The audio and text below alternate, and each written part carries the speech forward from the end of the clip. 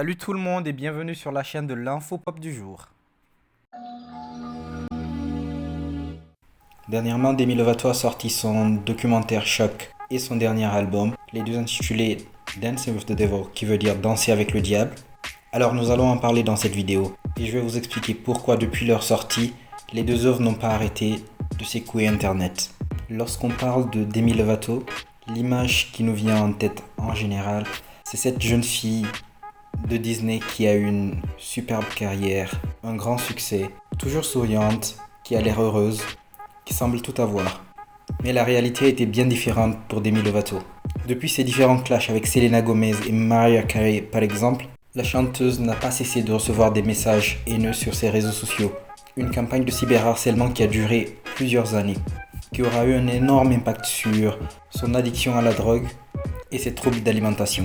Pendant toutes ces années, la plupart des gens ont eu tendance à minimiser ou à même négliger l'impact de toutes ces menaces, mais la réalité était que celle-ci était extrêmement violente. Il y avait des menaces de mort, des attaques sur son addiction, certaines personnes la traitaient de junkie, des attaques sur ses troubles d'alimentation, sur son poids et son physique, et cela n'a fait qu'empirer les choses jusqu'à l'overdose qu'elle a effectuée. Dancing with the Devil, le documentaire, comporte 4 épisodes et il revient sur la campagne d'harcèlement qu'il a subie. Et je vous préviens que vous n'êtes pas prêts pour certains détails de ce documentaire. Elle a vraiment donné un accès étonnant à son intimité. Certaines scènes sont d'une violence extrême, mais je juge qu'elles sont nécessaires. L'album et le documentaire sont sortis en même temps, le 2 avril dernier, et le timing était parfait. Elle n'aurait pas pu mieux choisir le moment, parce qu'après la crise du Covid, les jeunes ont été de façon disproportionnée affectés par la dépression et le suicide.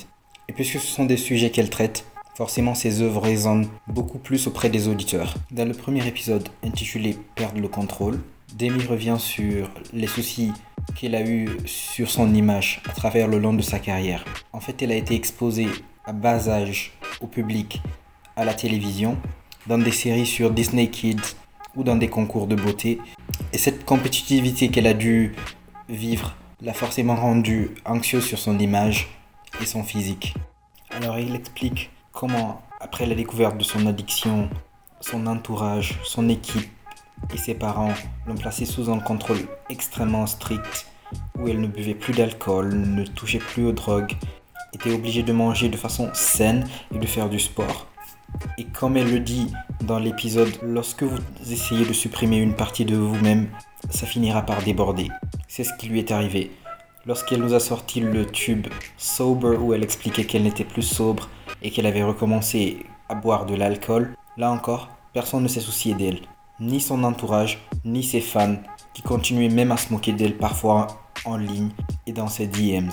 Alors après la sortie du tube Sober, elle a été en tournée en Europe. C'est là qu'elle a vraiment recommencé à faire la fête et à consommer beaucoup d'alcool jusqu'à son retour à Los Angeles. Là, un soir, après une fête qu'elle avait organisée chez elle, elle a pris congé de ses amis en disant qu'elle allait se coucher alors qu'elle avait déjà contacté son dealer qui lui a rapporté du crack et de l'héroïne qu'elle va plus tard mixer pour consommer. Là, à son réveil, le médecin lui demande si elle a eu des rapports sexuels consentis et ayant des flashbacks de son dealer sur elle, soirée de son overdose, elle répond que oui. Mais après elle se rend compte qu'elle n'était pas dans un état où elle aurait pu donner son consentement et conclut qu'elle a donc été victime de viol.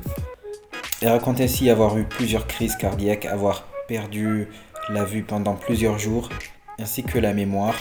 Sa sœur explique qu'elle ne se souvenait plus d'elle lors de son réveil et qu'ensuite le traitement médiatique de l'affaire a participé à empirer les choses.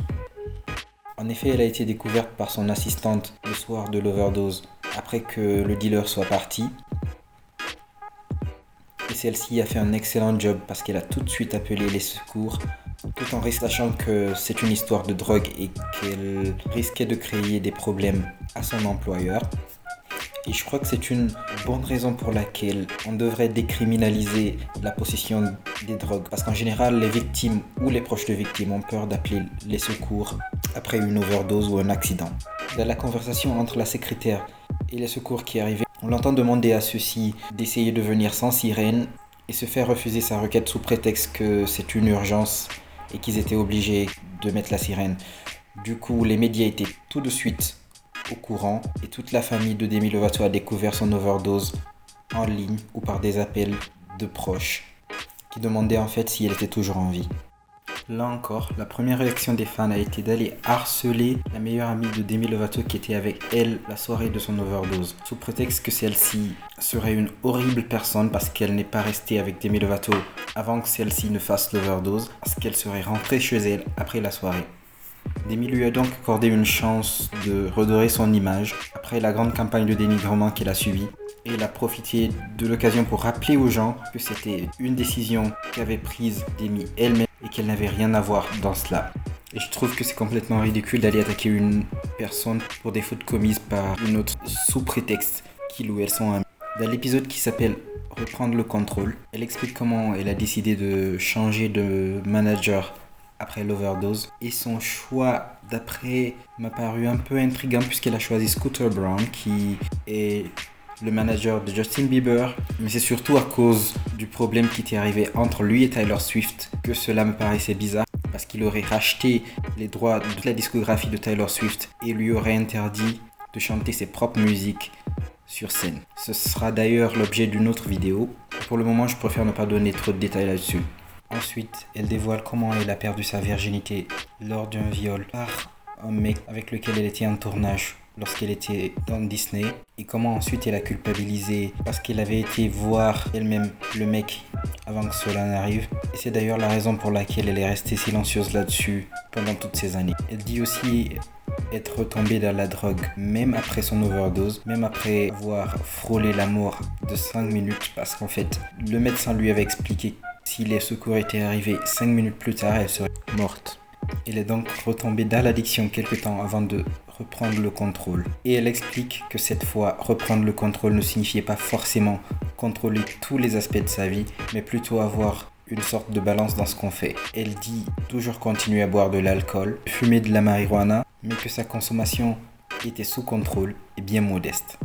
La seule chose positive qui a résulté de ces expériences traumatisantes qu'elle a subies est le fait qu'elle est revenue ensuite avec une voix extrêmement puissante. En effet, lors de sa dernière prestation au Grammy Awards, elle a lancé son premier single, Anyone, qui annonçait le début de l'album. Avec une performance phénoménale, elle a prouvé au monde entier que parfois l'art provenait de nos expériences les plus sombres.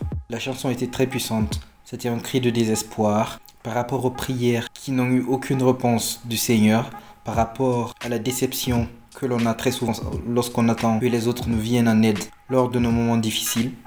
Et elle a réussi à décrocher un standing ovation de toutes les grandes stars qui étaient présentes dans la salle. Elle explique aussi vers la fin de ce documentaire qu'elle aurait rencontré un mec pendant la quarantaine et que les choses seraient passées entre eux très rapidement, qu'elle l'aurait invité à vivre avec sa famille pendant la quarantaine, au début de l'épidémie, qui se seraient fiancés, mais que ça n'a pas marché.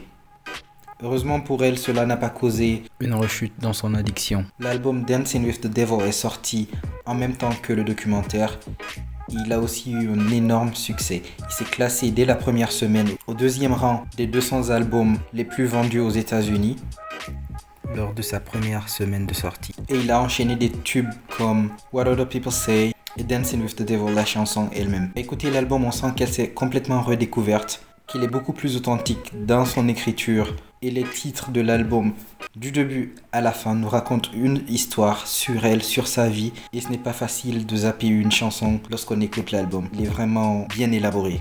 On retrouve d'autres tubes comme Melon Cake où elle explique qu'elle avait dû dans sa jeunesse s'offrir des gâteaux d'anniversaire à base de melon parce qu'on la considérait très grosse. La chanson My Girlfriends Are My Boyfriend, où elle met un peu en avant la solidarité féminine, sur le fait que l'amitié féminine prime sur les relations avec les hommes, ce que je valide. Mais ma préférée, c'est California Sober, où elle explique qu'être sobre, ce n'est pas forcément une question de noir et de blanc et qu'il y avait toutes les autres couleurs. C'était pas forcément consommer des substances ou ne pas le faire, mais qu'il fallait trouver aussi une balance parfois. Album, faites-moi savoir ce que vous pensez dans les commentaires et n'oubliez pas de liker et de vous abonner pour plus de contenu de ce genre. Merci.